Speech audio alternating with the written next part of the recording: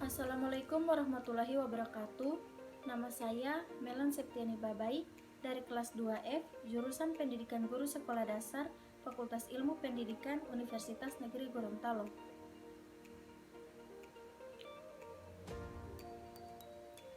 Video ini saya buat untuk memenuhi ujian akhir semester mata kuliah Sosiologi Pendidikan yang diampu oleh Bapak Muhammad Sarlin, SPD MPD. Pada video ini saya akan menjelaskan sedikit tentang perbedaan sistem pendidikan di negara Indonesia dan di negara Belgia.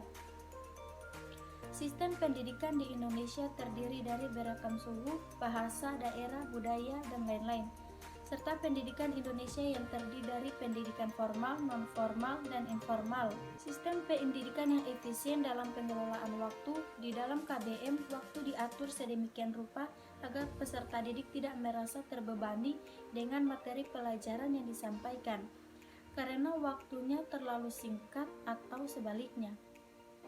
Kualitas pendidikan di Indonesia saat ini, kualitas pendidikan di Indonesia masih menjadi perhatian.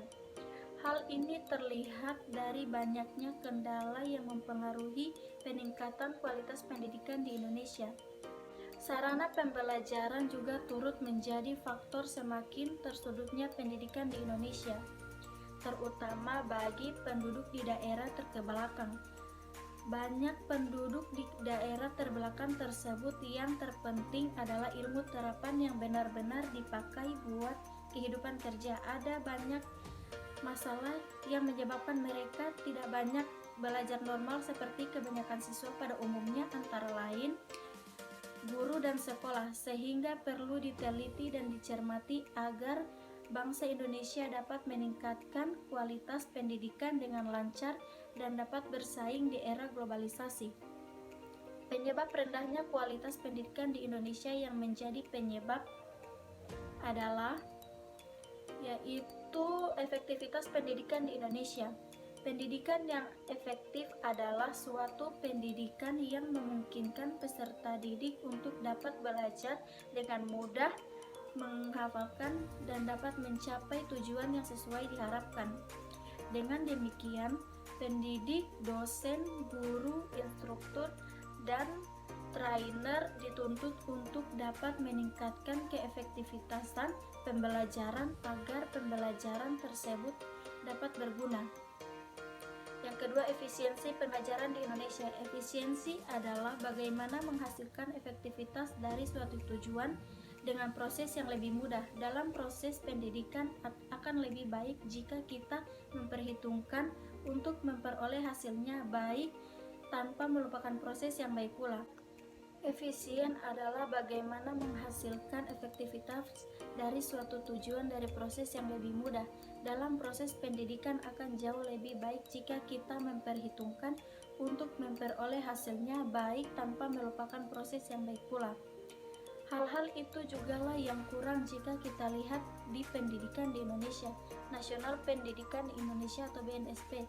Peserta didik Indonesia terkadang hanya memikirkan bagaimana memikirkan cara mencapai standar pendidikan di Indonesia, bukan bagaimana agar pendidikan di Indonesia efektif dan dapat digunakan.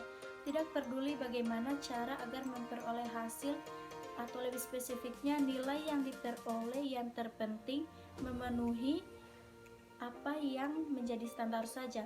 Berikutnya yaitu rendahnya kualitas sarana fisik. Untuk secara fisik, misalnya banyak sekali sekolah dan perguruan tinggi kita yang rusak, kepengurusan dan penggunaan gedung yang rendah, buku perpustakaan yang tidak lengkap, sementara laboratorium, standar pemakaian teknologi informasi tidak memadai, dan sebagainya. Bahkan masih banyak sekolah yang tidak memiliki gedung sendiri, tidak memiliki perpustakaan, tidak memiliki laboratorium, dan sebagainya. Rendahnya kualitas guru atau pengajar. Keadaan guru di Indonesia juga amat memprihatinkan.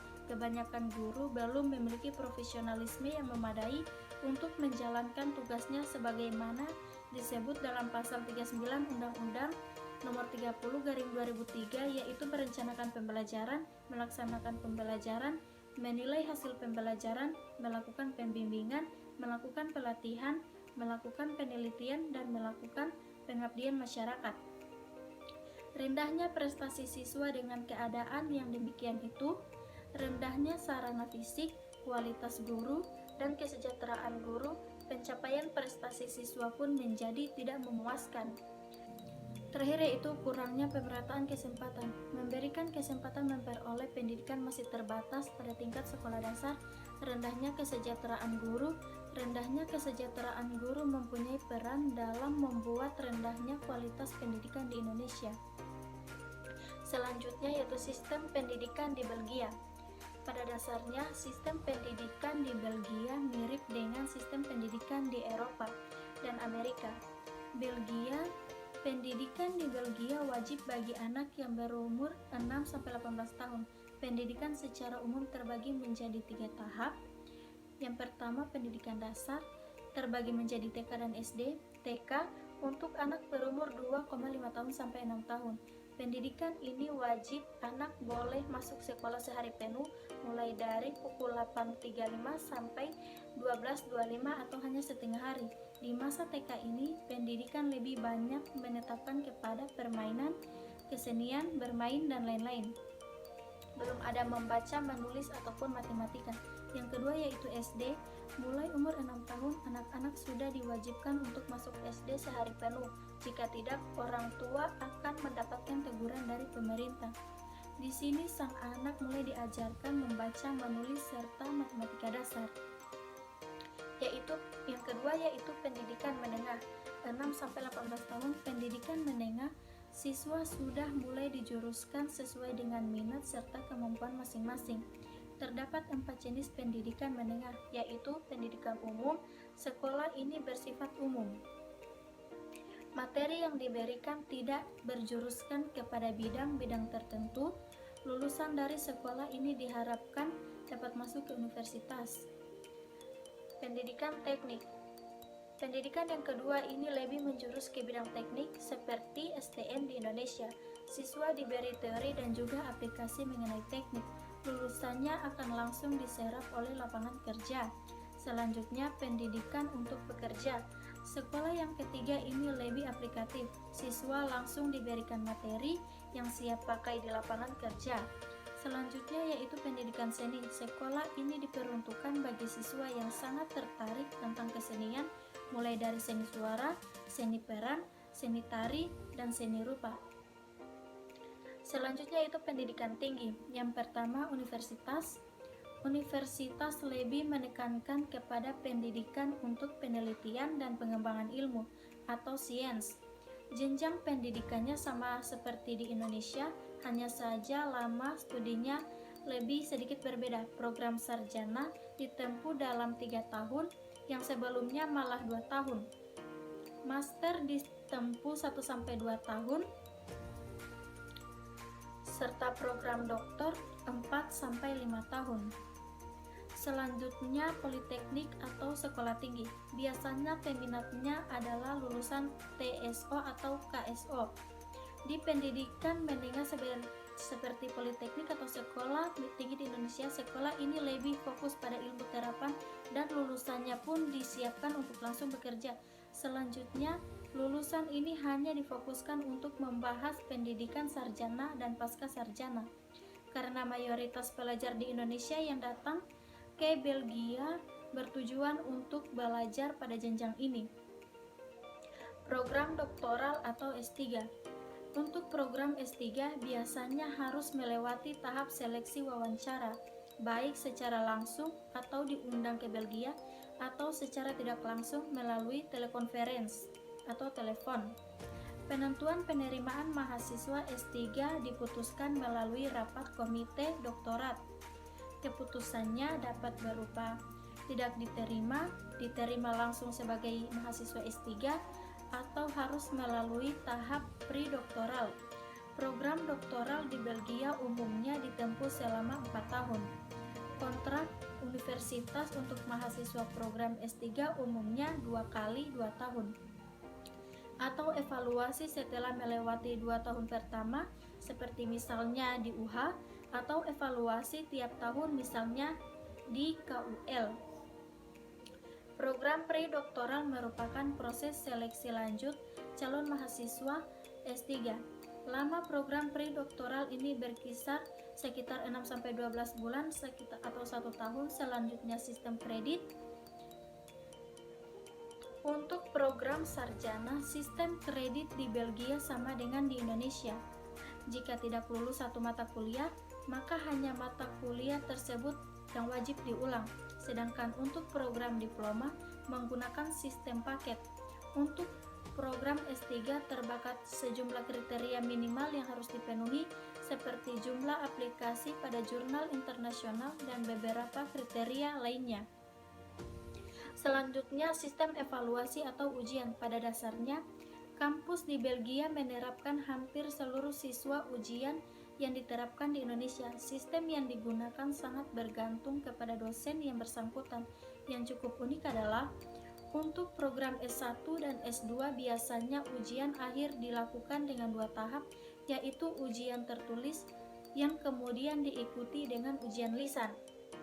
Ujian lisan bertujuan untuk mengkonfirmasi jawaban di ujian akhir sekaligus pendalaman pertanyaan oleh dosen pengajar. Pada kuliah-kuliah tertentu diterapkan juga sistem home text, baik yang dilakukan secara individu maupun kelompok. Untuk jenjang S3, ujian dilakukan dalam beberapa tahap. Tahap pertama adalah evaluasi rencana dan kemajuan penelitian, biasanya dilakukan pada saat menempuh 9-12 bulan. Tahap kedua berupa presentasi dan evaluasi kemajuan studi, dilakukan pada bulan ke-20-24 masa studi. Tahap ketiga yaitu presentasi dan evaluasi studi, serta rencana detail tentang penyelesaian studi. Selanjutnya, perbandingan sistem pendidikan di Indonesia dan di Belgia. Yang pertama yaitu di Belgia semua pendidikan gratis, sedangkan di Indonesia pendidikan masih memungut biaya. Yang kedua, di Belgia waktu pembelajaran sekolah dasar dan sekolah menengah dimulai pukul 08.35 sampai 15.25, sedangkan di Indonesia waktu pembelajaran sekolah dasar dimulai pukul 07.00 sampai 12.00, sedangkan menengah pertama pukul 07.00 sampai 13.00, dan sekolah menengah atas mulai pukul 07.00 sampai 13.30. Yang ketiga, di Belgia pendidikan menengah terdapat 4 jenis. Yang pertama pendidikan umum, yang kedua pendidikan teknik, yang ketiga pendidikan untuk bekerja, dan yang keempat pendidikan seni. Di Indonesia, pendidikan terbagi menjadi 2 kategori saja. Yang pertama sekolah menengah pertama, dan yang kedua sekolah menengah atas. Sedangkan sekolah yang berbasis kurikulum yaitu yang pertama madrasah atau MTS, dan yang kedua adalah madrasah aliyah atau MA. Yang keempat, di Belgia sekolah-sekolah swasta dan internasional cenderung menawarkan lebih kegiatan ekstrakurikuler dari sekolah umum, sedangkan di Indonesia sekolah-sekolah negeri dan swasta cenderung memilih kegiatan pembelajaran. Yang kelima, fasilitas pendidikan di Belgia sangat memadai, bahkan fasilitas pengasuhan anak melibatkan dan pekerjaan rumah terkadang tersedia di sekolah. Sedangkan di Indonesia, fasilitas pendidikan banyak yang kurang memadai, khususnya daerah yang jauh dari pusat kota. Dengan kurangnya fasilitas pendidikan tersebut bisa mengganggu terjadinya proses pembelajaran. Yang keenam, lama jenjang studi pendidikan tinggi universitas di Belgia. Yang pertama, sarjana ditempuh selama 3 tahun, magister ditempuh selama 1-2 tahun, dan doktor ditempuh selama 4-5 tahun. Sedangkan lama jenjang studi pendidikan universitas di Indonesia, sarjana ditempuh selama 4 tahun, magister ditempuh selama 2 tahun, dan doktor ditempuh dalam waktu 4-8 tahun. Dari perbedaan sistem pendidikan di Indonesia dan di Belgia yang sudah saya jelaskan sebelumnya, di sini saya mengambil kesimpulan bahwa pendidikan di Belgia dan di Indonesia tidak jauh berbeda. Hanya saja di Indonesia bisa meningkatkan logika dan kerangka berpikir yang lebih leluasa lagi. Juga pendidikan di Indonesia harus memilih jam pendidikan yang terbagi agar generasi tidak terfokus cuma belajar di sekolah saja. Dengan setiap rumah harus diadakan bimbel belajar agar guru dapat mengevaluasi mata pelajaran yang telah dipelajari. Sekian video dari saya atau penjelasan dari saya. Apabila ada salah-salah kata saya mohon maaf. Wabillahi taufiq wal hidayah. Wassalamualaikum warahmatullahi wabarakatuh.